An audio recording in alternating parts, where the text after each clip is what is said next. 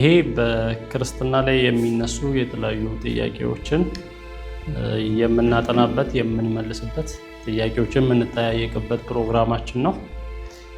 እዚህ ጋር ጥያቄዎች አሉ። በተለያዩ ሃይማኖቶች ክርስትና ላይ የሚነሱ የኢየሱስ አምላክነት ላይ የሚነሱ እነሱ እንወያይባቸዋለን፣ ምላሽም እንሰጥባቸዋለን።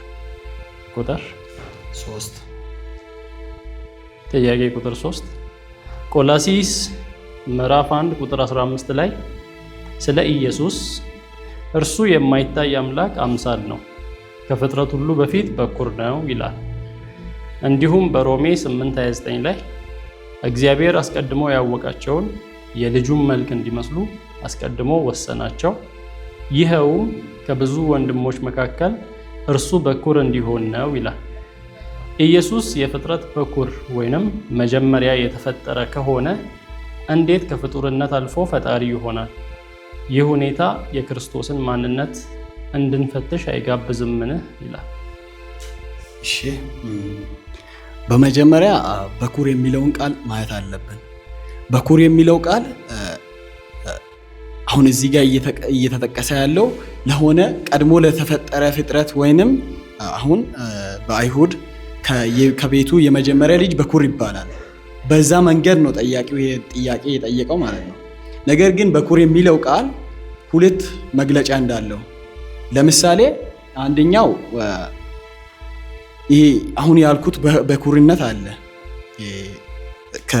ከቤተሰቡ ከአንድ አባትና እናት የሆነ ልጅ በመጀመሪያ ሲወልዱ ይሄ በኩር ይባላል።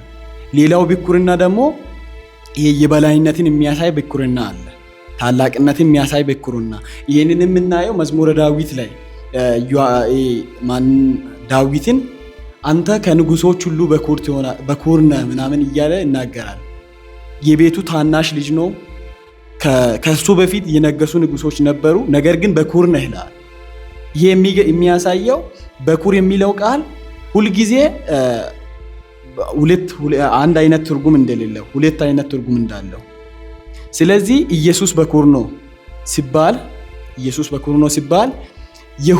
ከሁሉ የሚበልጥ ነው ለማለት እንጂ የሆነ ጊዜ የተፈጠረ ነው ለማለት አይደለም። ኢየሱስ በኩር ነው ሲባል ከሆነ ጊዜ በኋላ የሆነ ጊዜ የተፈጠረ ከፍጥረት የመጀመሪያ ነው ለማለት አይደለም። ነገር ግን ኢየሱስ በኩር ነው ሲባል ከሁሉም ይልቃል ለማለት ነው፣ ይበልጣል ለማለት ፈልጓል። እሺ፣ ስለዚህ ከጥቅሱ ጋር እንዴት ታስማማዋለህ? እርሱ የማይታይ አምላክ አምሳል ነው፣ ከፍጥረት ሁሉ በኩር ነው ከሚለው አንፃር ከፍጥረት ሁሉ በኩር ነው የሚለው ከፍጥረት ሁሉ በላይ እንደሆነ ይሄ የሚያሳየው ራሱ ፍጡር አለመሆኑ።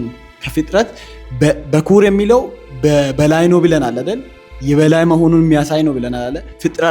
ፍጥረት አለመሆኑን የሚያሳይ ነው። ይሄ በተረዳሁት ይሄ ማለት ነው።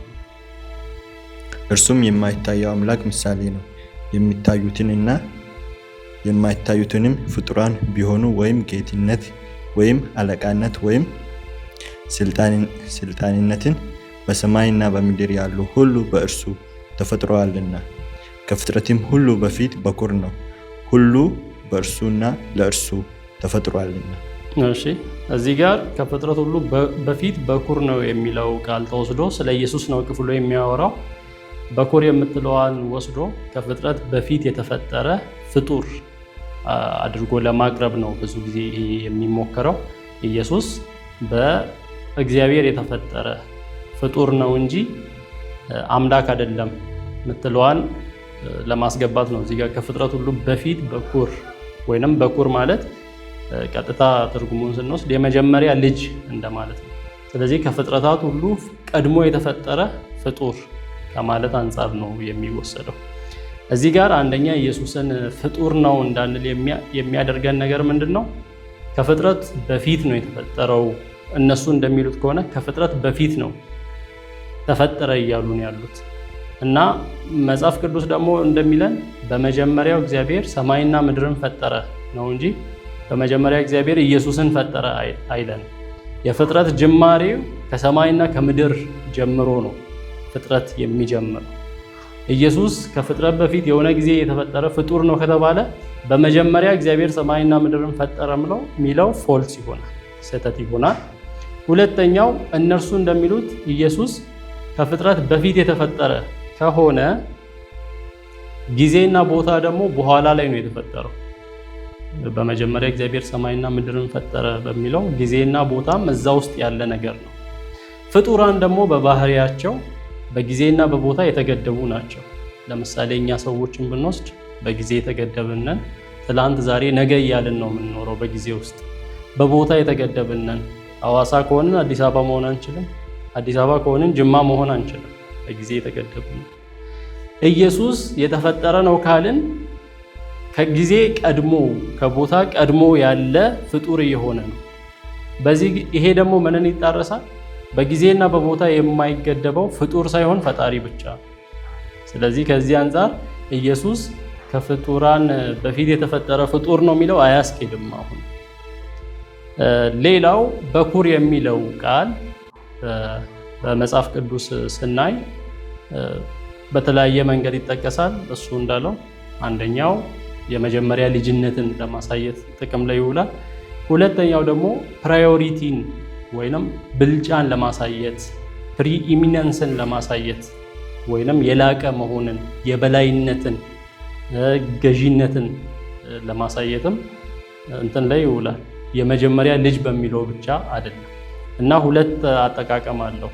የመጀመሪያ ልጅነትን የሚያሳየው ፕሮቶኪቲሲስ የሚለው የግሪኩ ቃል ከልጅነት አንጻር ከሆነ የመጀመሪያ ልጅነትን ወይንም ከመፈጠር አንጻር ከሆነ ያቺን ቃል እንጠቀማለን።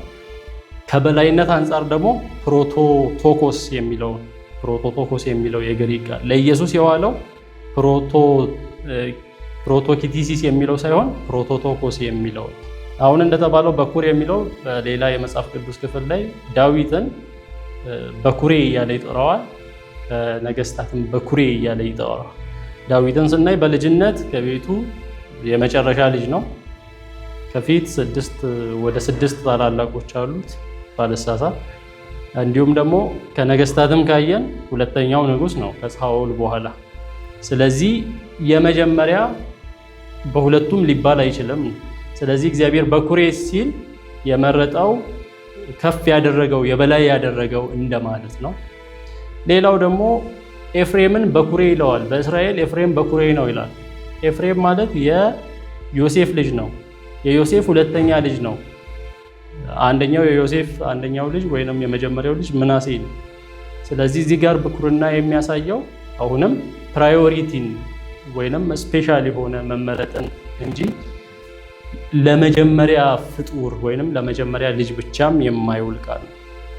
ስለዚህ ወደ ኢየሱስ ስናመጣው ኢየሱስ በፍጥረት ሁሉ ላይ ክሪኤተር መሆኑን ወይንም ፈጣሪ መሆኑን የበላይ መሆኑን ከፍጥረት በፊትም የነበረ ፍጥረት ከመፈጠራቸው በፊትም የነበረ ጭራሽ አምላክነቱን የሚያሳይ ቃል ነው ማለት ነው። ክፍሉን ደግሞ አያይዘን ስናይ ክፍሉን ነጣጥለን አናይም። ክፍሉን አያይዘን በምናይበት ጊዜ ከላይ ጀምሮ ስለ ኢየሱስ የሚያወራው ክፍሉ የሚጀምረው እርሱ የማይታየው አምላክ አምሳል ነው ወይንም ምሳሌ ነው ብሎ ነው። ኢሜጅ የማይታየው አምላክ ወይንም ኢንቪዚብል የሆነው ጋድ ኢሜጅ ነው ብሎ ኢየሱስን ይገልጸዋል። ስለዚህ ይሄ ምንድነው? ዮሐንስ 1:18 ላይ ማንም እግዚአብሔርን ያየው የለም በአባቱ እቅፍ ያለው አንድ ልጁ እርሱ ተረከው ይላል። ይሄ ማለት በቃ አምላክ ስጋ ለብሶ እንደማለት ነው። ኢየሱስ አማኑኤል እግዚአብሔር ከኛ ጋር ነው ማለት ነው። አምላክ ስጋ ለብሶ በመካከላችን ኖረ፣ ታየ።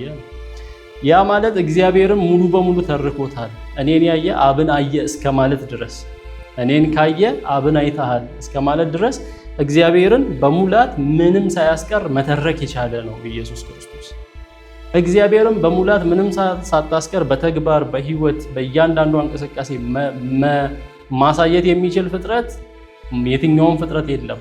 አምላክ ከሆነ የአምላክነት ማንነት ካለው ውጪ የትኛውም ፍጥረት እግዚአብሔርን ሙሉ በሙሉ ፐርፌክት በሆነ መንገድ ሊያሳይ አይችልም። በፐርሰንት ሊለያይ ይችላል። ጳውሎስን ብንወስድ እግዚአብሔርን በተወሰነ መንገድ ሊያሳይ ይችላል። ቅዱሳንን ብንወስድ እንደዛ መንገድ ሊያሳዩ ይችላሉ። ፐርፌክት በሆነ መንገድ አብን ያሳየን ግን ኢየሱስ ክርስቶስ ነውና ጳውሎስ ፍቃዱ በጻፈው መጽሐፍ ላይ እግዚአብሔርን ማየት ከፈለጋችሁ ኢየሱስን እዩ፣ ሰውን ትክክለኛውን ሰው ማየት ከፈለጋችሁም ኢየሱስን እዩ እያለ የኢየሱስን ሰውነትና አምላክነት ያሳያል። ፐርፌክት የሆነውን እግዚአብሔርን የምናየው እግዚአብሔር ማን ነው ከተባለ እግዚአብሔርን የምናውቀው በኢየሱስ በኩል ነው። ያ ማለት የእግዚአብሔርን ማንነት ባህሪ ማወቅ ከፈለግን ፍቅሩ ምን ያህል ጥልቅ ነው የሚለውን ለማወቅ ከፈለግን ኢየሱስን ነው የምናየው። ያ ማለት ነፍሱን እስኪሰጥ ድረስ ነው የወደደን፣ በመስቀል ላይ እስኪሰቀል ጠላቶችን እግዚአብሔር ምን ያህል ፍቅር ነው ሲባል ጀስት ኢየሱስን በመስቀል ላይ ለጠላቶቹ እየሞተ የሚያደርጉትን አያውቁምና ይቅር በላቸው እስከ ማለት ድረስ ይቅር የሚል ያን ያህል ፍቅር ጥልቀቱ ያን ያህል ነው። የፍቅሩ ስፋቱ ያን ያህል ምን ያህል ቀን ነው በእግዚአብሔር የሚለውን ለማየት ኢየሱስን ማየት ነው እና ኢየሱስ ሙሉ በሙሉ ተርኮታል። ስለዚህ የማይታየው አምላክ ምሳሌ መባል ይችላል።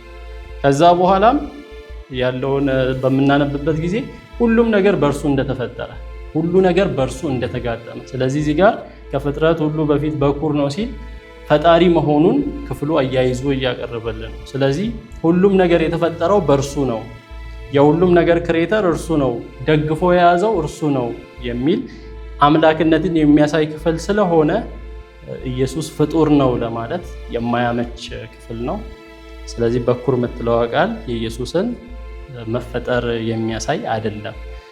ወደ ሮሜ 8:29 ላይ ደግሞ ስንመጣ እግዚአብሔር አስቀድሞ ያወቃቸውን የልጁን መልክ እንዲመስሉ አስቀድሞ ወሰናቸው፣ ይኸውም ከብዙ ወንድሞች መካከል እርሱ በኩር እንዲሆን ነው ይላል።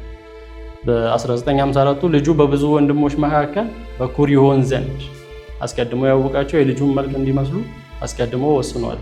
እዚህ ጋር በኩር ሲል ደግሞ በሌላ አተረጓጎም ነው። በኩር ሲል እርሱ አለ፣ ወንድሞቹ አሉ። ወንድሞቹ ማለት በኢየሱስ ያመኑት ናቸው።